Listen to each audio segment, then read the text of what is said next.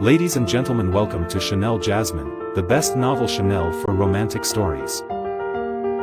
Hai guys, selamat datang di channel Jasmine, channel terbaik untuk menyimak novel-novel romantis.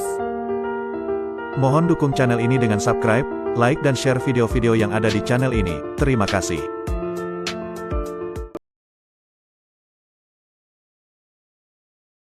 Kaisar Agung Seni Bela Diri Bab 1283.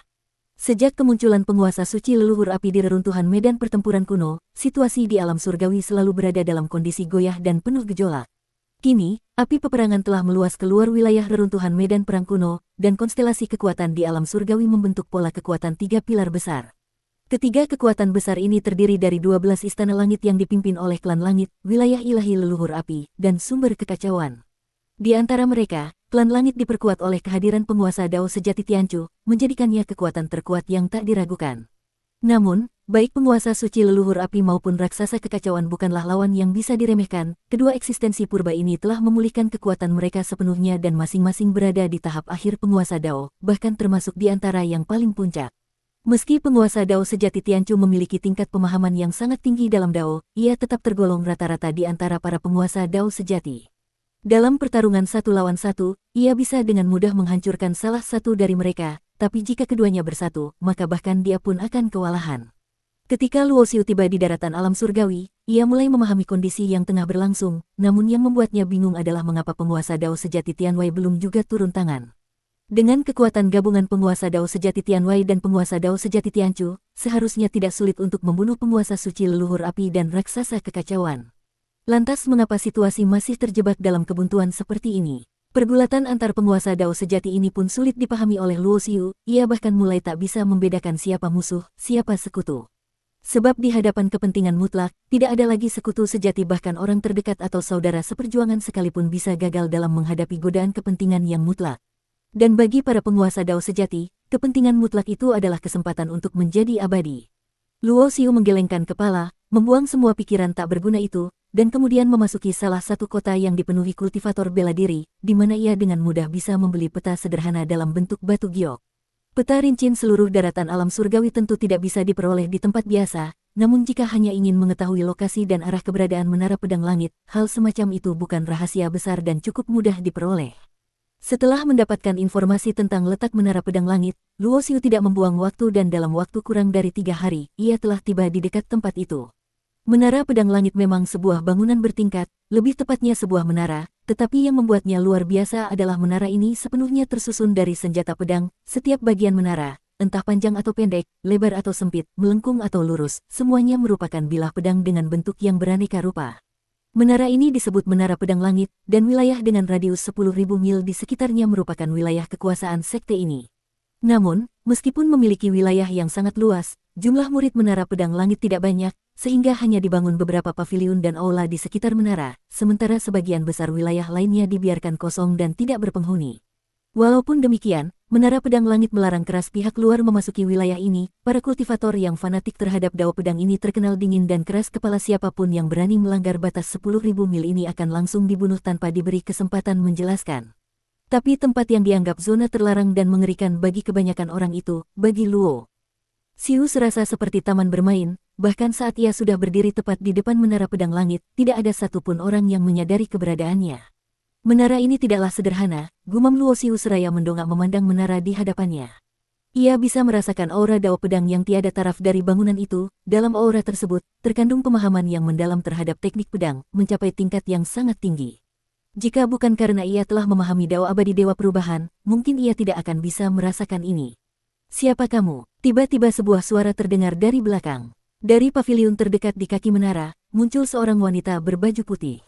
Wanita itu memiliki aura yang anggun dan luar biasa, tampak berusia sekitar 30 tahun, dengan wajah secantik dewi, namun sorot matanya yang terang bagaikan bintang seolah mampu menembus segala rahasia dunia, memancarkan ketajaman yang menggentarkan. Dengan tatapan waspada, ia menatap punggung Luo Xiu. Sebagai pemimpin generasi ini di Menara Pedang Langit, ia jelas merasa terguncang karena tidak menyadari ada orang asing yang menyusup ke dalam wilayahnya. Hal ini membuktikan bahwa orang itu jelas bukan sosok biasa.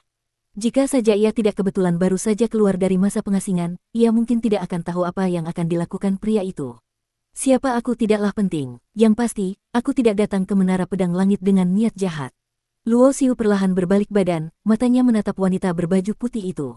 Dari aura kekuatan yang samar-samar terpancar dari tubuhnya, ia langsung tahu bahwa wanita itu adalah pemimpin Menara Pedang Langit, Tuan Pedang Wuxiang. Kau menerobos masuk ke wilayah terlarang Menara Pedang Langit dan mengatakan kau tidak punya niat jahat. Menurutmu, aku akan percaya begitu saja? Balas Tuan Pedang Wuxiang dengan wajah tanpa ekspresi, sembari melepaskan aura dao pedangnya yang tajam, langsung mengurung Luo Xiu dalam medan kekuatannya. Percaya atau tidak itu urusanmu. Aku datang ke Menara Pedang Langit untuk menjemput seseorang, jawab Luo Xiu datar, tanpa menggubris tekanan dari lawannya.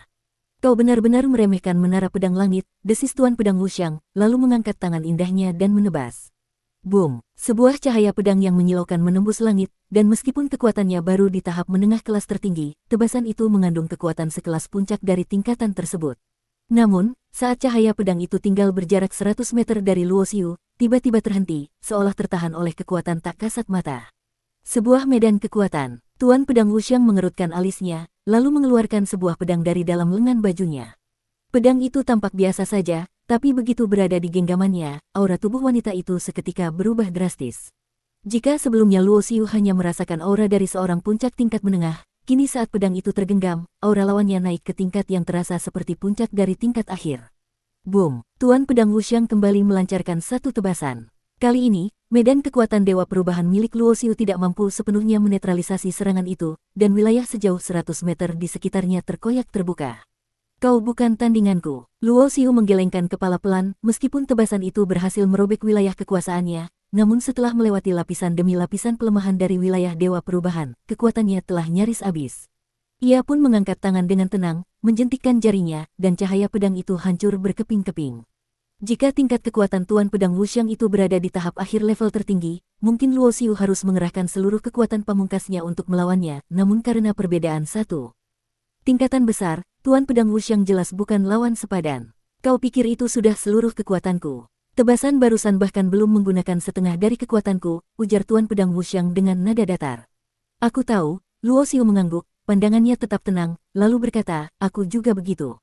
Sombong sekali, seru Tuan Pedang Wuxiang sambil melangkah di udara, pedang panjangnya terangkat, bibir merahnya membuka, tebasan angkasa. Kali ini, jelas bukan serangan percobaan lagi, melainkan benar-benar mengerahkan kekuatan penuh melalui teknik ilahi, jauh lebih dahsyat dibandingkan sebelumnya. Namun, Luo Xiu tak berniat beradu teknik dengannya, ia langsung memanggil cakram abadi Dao, memutar kekuatan ruang dan waktu. Dalam sekejap, waktu seakan berhenti, retakan ruang muncul seperti mulut binatang buas yang menganga lebar, langsung melahap teknik ilahi yang baru saja dikerahkan Tuan Pedang Wuxiang. Di saat berikutnya, Luo Xiu sudah berdiri di hadapan Tuan Pedang Wuxiang, mengulurkan satu jari ke arah titik di antara alis wanita itu. Semua terjadi dalam sekejap mata, dan setelahnya, waktu pun kembali mengalir seperti biasa. Sorot mata Tuan Pedang Wuxiang sedikit bergetar, jelas ia tak menyangka akan menghadapi situasi seperti ini. Tak kusangka kau ternyata seorang yang menekuni teknik waktu, ucapnya dengan pandangan yang kini mulai diliputi rasa gentar. Dengan teknik pedangnya, ia bisa menunjukkan kekuatan sekelas puncak tingkat tertinggi, namun tetap tak bisa menandingi kekuatan waktu yang dimiliki Luo Xiu. Ini menunjukkan betapa menakutkannya jalan waktu itu. Selama ia memimpin Menara Pedang Langit selama bertahun-tahun, ia telah mengetahui banyak tokoh kuat di dunia para penguasa tertinggi, namun tak pernah sekalipun mendengar ada di antara mereka yang menekuni teknik waktu. Jalan seperti ini, semakin tinggi tingkatnya, semakin sulit untuk dipahami dan ditembus, ada yang bahkan bisa mencapai tingkat kaisar 9 putaran dalam teknik waktu, namun tetap gagal menembus batas untuk menjadi penguasa tertinggi, terperangkap selamanya dalam tingkatan itu. Ada yang akhirnya meninggal karena usia sebelum mencapai terobosan, ada pula yang beralih ke jalan lain untuk bisa menembus batas dan menjadi penguasa. Hal-hal semacam itu sudah sering terjadi sejak zaman dahulu. Kurasa sekarang kita bisa kembali ke topik semula. Aku ingin membawa seseorang dari Menara Pedang Langit, ucap Luo Xiu dengan tenang. Kini situasinya sepenuhnya berada dalam genggamannya, dan ia yakin jika Tuan Pedang Wuxiang tidak ingin mati, satu-satunya pilihan adalah bekerja sama dengan baik. Siapa yang ingin kau bawa? Di hadapan kekuatan mutlak, Tuan Pedang Wuxiang akhirnya harus menurunkan harga dirinya dan memilih untuk berkompromi. Lu Mengyao, itu tidak mungkin. Tak disangka oleh Luo Xiu, saat ia menyebut nama Lu Mengyao, wanita itu langsung menolak tanpa ragu sedikitpun. Namun ketika ia merasakan aura pembunuh yang menyebar dari tubuh Luo Xiu, raut wajahnya sedikit berubah, keindahan wajahnya diliputi rasa getir. Bukan karena aku tidak ingin menyerahkannya padamu, tapi karena dia memang sudah tidak berada di Menara Pedang Langit. Apa maksudmu? Dia di mana? Alis Luoxiu langsung mengernyit, suaranya menekan, sementara hatinya terasa berat. Hal yang paling ia khawatirkan akhirnya terjadi juga setelah sekian lama, bahwa sesuatu telah berubah. 5 tahun yang lalu, dia telah dibawa pergi oleh seorang senior. Menghadapi tekanan Luoxiu, Tuan Pedang Wuxiang sadar bahwa ia tak bisa menyembunyikan apapun, dan juga tahu bahwa jika ia berbohong, begitu ketahuan oleh orang ini, bisa jadi seluruh Menara Pedang Langit akan lenyap dari dunia. Dari penuturannya, Luoxiu akhirnya mengetahui asal-usul Menara Pedang Langit. Di masa silam yang sangat jauh, seorang ahli pedang menemukan menara aneh yang tersusun dari berbagai pedang, dan dari aura pedang dalam menara itulah, ia memperoleh pencerahan atas kekuatan luar biasa, lalu menjadi seorang ahli besar. Dari situ, ia membangun Menara Pedang Langit dengan menara tersebut sebagai pusatnya. Disebut Pedang Langit karena menara pedang itu menjadi objek penghormatan tertinggi. Tanpa menara itu, sang ahli tak akan mencapai kejayaan dalam dunia bela diri.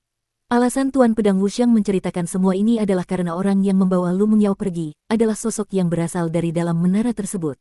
Konon, sosok itu telah menghabiskan waktu yang sangat panjang di dalam menara untuk memulihkan diri, dan paling tidak, ia adalah eksistensi yang berada di atas tingkat penguasa Dao. Tentu saja, hanya Tuan Pedang Wuxiang yang mengetahui informasi ini, entah karena wataknya yang tertutup atau demi menjaga kelangsungan Menara Pedang Langit, ia belum pernah memberitahukan hal ini kepada siapapun. Bersambung.